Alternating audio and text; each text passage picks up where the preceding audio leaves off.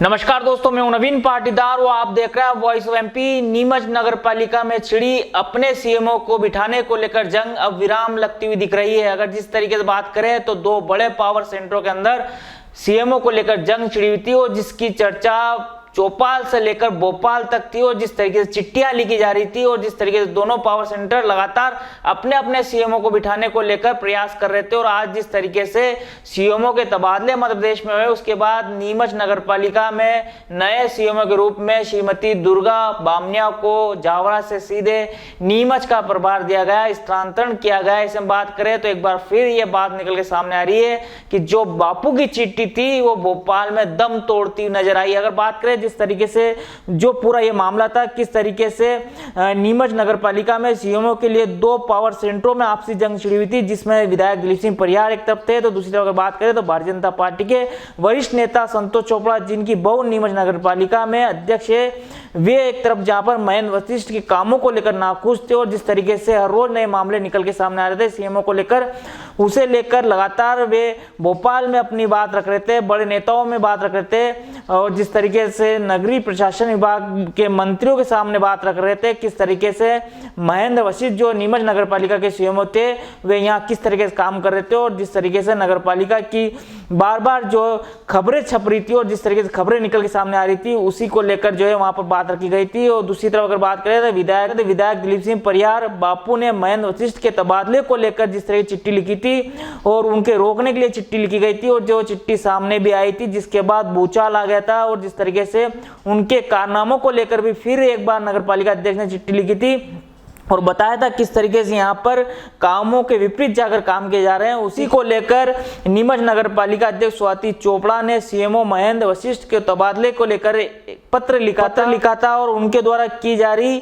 नियमों के विरुद्ध कार्रवाई को लेकर जो है पूरे मामले को ऊपर हाईकमान को बताया था। सीएमओ महेंद्र वशिष्ठ को निलंबित कराया गया था। इस दौरान अगर बात करें तो विधायक दिलीप सिंह परिहार ने अपने खास ओएस जमुनालाल पाटीदार को सीएमओ का प्रभार दिया था, क्योंकि वे चाह रहे थे कि इस पद पर जो है उनके ही कोई ना कोई वाला यहाँ पर बना रहे। ऐसे में लगातार इन दोनों पावर सेंटरों के अंदर जंग छिड़ी हुई थी और जिस तरीके से चिट्ठियों के बाद बवाल मचा हुआ था और चर्चाएं जोरों पर थी कि किस तरीके से सीएमओ को लेकर नीमच नगर पालिका में दो पावर सेंटर के अंदर जो है जंग छिड़ी हुई है। लेकिन इस पूरे घटनाक्रम के बीच अगर बात करें तो एक बात निकल के सामने आ रही है कि बापू की जो चिट्ठी भोपाल पहुंची थी वो चिट्ठी रंग नहीं ला पाई और भोपाल में चिट्ठी ने दम तोड़ दिया।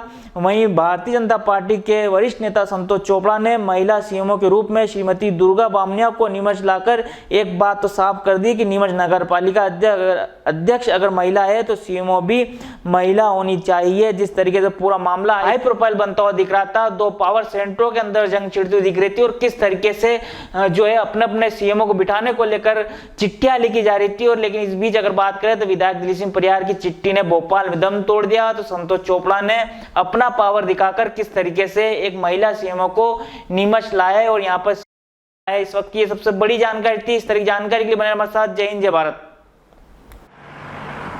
जयराम जी, किशन काका, राम राम भाई, राम राम। क्या दोनों भाई बैठ के क्या हिसाब लगा रहे हो? ऊटी लहसुन के भाव आ गए क्या? अरे नहीं रे दादा, ये अपना रमेश नया मकान बनाने के लिए लोन ले रहा है। हिसाब किया तो पता चला कि लोन का पैसा तो ईंट और रेती में ही पूरा हो जाएगा। और अभी तो सीमेंट लानी है, सलिया लाना है और तो ठेकेदार को भी पैसे देने हैं। मेरे तो कुछ समझ में ही नहीं आ रहा कि कैसे बनेगा मेरा नया मकान। अरे किशन काका, कहाँ इन रेत सीमेंट और लाल ईंटों के चक्कर में पड़ रहे हो? मेरी बात मानो तो अपने घर को बाबजी एएसी ब्लॉक से बनवाओ।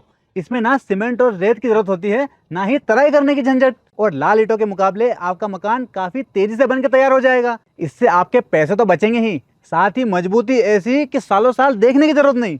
और इससे आप अपना मकान ही नहीं, कुएं और खेत की बाउंड्री वॉल भी बनवा सकते हो, जिससे रोजड़ों की समस्या भी खत्म हो जाएगी। वाह भाई, ये तो कमाल की चीज है। फिर तो मैं अपना घर बाबजी ब्लॉक से ही बनवाऊंगा और मैं अपने खेत की बाउंड्री वॉल।